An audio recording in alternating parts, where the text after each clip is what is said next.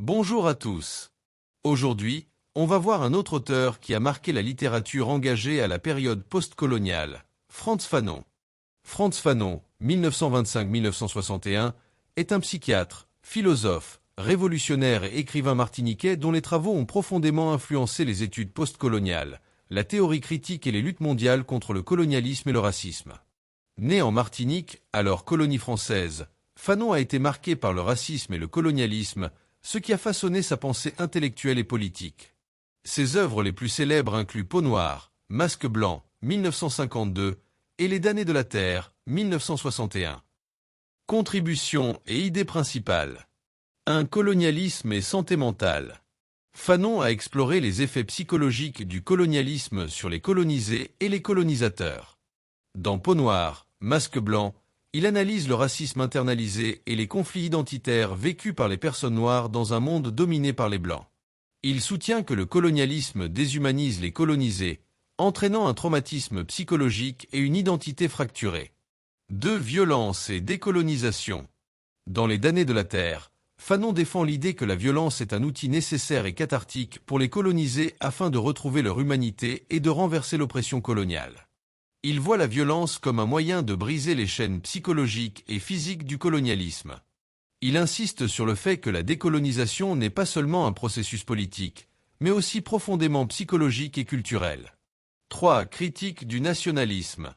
Bien que Fanon soutienne les luttes anticoloniales, il critique la bourgeoisie nationaliste qui remplace souvent les dirigeants coloniaux sans s'attaquer aux inégalités systémiques. Il met en garde contre l'émergence d'élites corrompues et exploiteuses dans les États postcoloniaux. 4. Solidarité mondiale.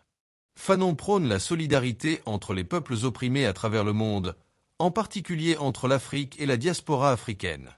Il croit en un humanisme universel qui transcende les frontières raciales et nationales. 5. Influence sur les mouvements de libération. Les idées de Fanon ont inspiré des mouvements anticoloniaux et des luttes pour les droits civiques à travers le monde, notamment la guerre d'indépendance algérienne, à laquelle il a activement participé, le mouvement Black Power aux États-Unis et les luttes de libération en Afrique, en Asie et en Amérique latine. Héritage. L'œuvre de Fanon reste un pilier de la théorie postcoloniale et des études critiques sur la race. Ses réflexions sur les dimensions psychologiques et structurelles de l'oppression continuent de résonner dans les débats contemporains sur la race, l'identité et la libération. Malgré sa mort prématurée d'une leucémie à l'âge de 36 ans, les écrits de Fanon ont laissé une empreinte durable dans la lutte pour la justice et l'égalité. Analyse détaillée de l'œuvre Les damnés de la terre, 1961. Les damnés de la terre, 1961, est l'œuvre majeure de Frantz Fanon, écrite dans le contexte des luttes anticoloniales, en particulier la guerre d'indépendance algérienne, 1954-1962. Ce livre est à la fois un manifeste révolutionnaire, une analyse psychologique et sociopolitique du colonialisme et une réflexion profonde sur les défis de la décolonisation. Voici une analyse détaillée de ses principaux thèmes et arguments. Contexte historique. Fanon écrit Les damnés de la terre à la fin de sa vie, alors qu'il est engagé dans la lutte pour l'indépendance de l'Algérie en tant que membre du Front de Libération Nationale, FLN. Le livre est préfacé par Jean-Paul Sartre, qui salue son caractère radical et son appel à la violence révolutionnaire. Publié en 1961, il devient rapidement une référence pour les mouvements de libération en Afrique, en Asie, en Amérique latine et parmi les militants des droits civiques aux États-Unis. Structure de l'œuvre. Le livre est divisé en 5 chapitres, chacun abordant un aspect spécifique de la décolonisation. 1. De la violence. Fanon soutient que la violence est une force nécessaire et libératrice pour les colonisés. Elle permet de briser l'oppression psychologique et physique imposée par le colonialisme. Il affirme que la violence coloniale, répression, exploitation, déshumanisation, engendre une violence de réponse de la part des colonisés qui est légitime et cathartique. Cette violence n'est pas seulement physique, mais aussi symbolique. Elle permet aux colonisés de retrouver leur dignité et leur humanité. 2. Grandeur et faiblesse de la spontanéité. Fanon analyse les mouvements de libération nationale et met en garde contre les limites des luttes spontanées et non organisées.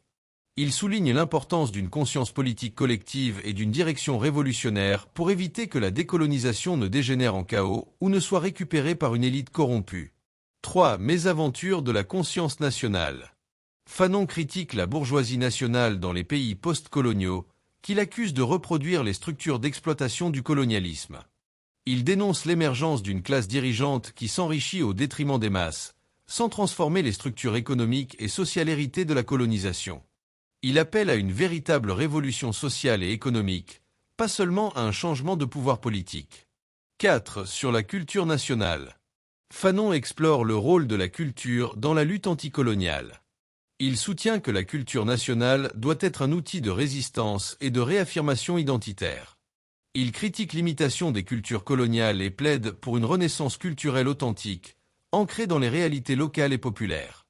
La culture devient un moyen de mobiliser les masses et de construire une nouvelle identité collective. 5. Les désordres mentaux et les syndromes cliniques dans la décolonisation. En tant que psychiatre, Fanon examine les effets psychologiques du colonialisme sur les individus et les sociétés. Il décrit comment le colonialisme provoque des traumatismes psychiques, tels que l'aliénation, la haine de soi et la violence internalisée. Il souligne que la décolonisation doit inclure une guérison psychologique collective pour permettre aux anciens colonisés de se reconstruire. Thèmes principaux. 1. La violence comme outil de libération.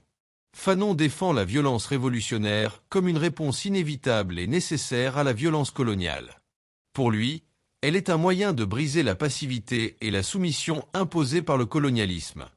Cette idée a été controversée, mais Fanon insiste sur le fait que la violence est un processus de réhumanisation pour les colonisés. 2. La critique de la bourgeoisie post-coloniale. Fanon met en garde contre les dangers d'une indépendance superficielle, où une élite locale remplace les colons sans transformer les structures économiques et sociales. Il appelle à une révolution véritablement populaire, qui bénéficie aux masses et non à une minorité privilégiée. 3. La culture comme résistance. Fanon voit la culture comme un champ de bataille essentiel dans la lutte anticoloniale. Il encourage les peuples colonisés à redécouvrir et à valoriser leur culture propre, au lieu de se soumettre à l'hégémonie culturelle occidentale. 4. La dimension psychologique de la décolonisation. Fanon insiste sur la nécessité de guérir les traumatismes psychologiques causés par le colonialisme. Pour lui, la décolonisation doit être à la fois politique, économique et psychologique.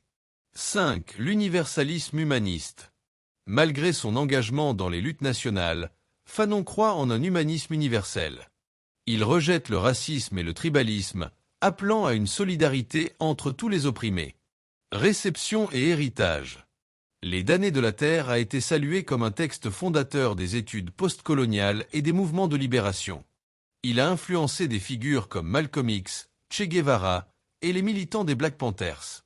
Cependant, certains critiques ont reproché à Fanon de glorifier la violence ou de sous-estimer les complexités de la construction nationale postcoloniale. Conclusion.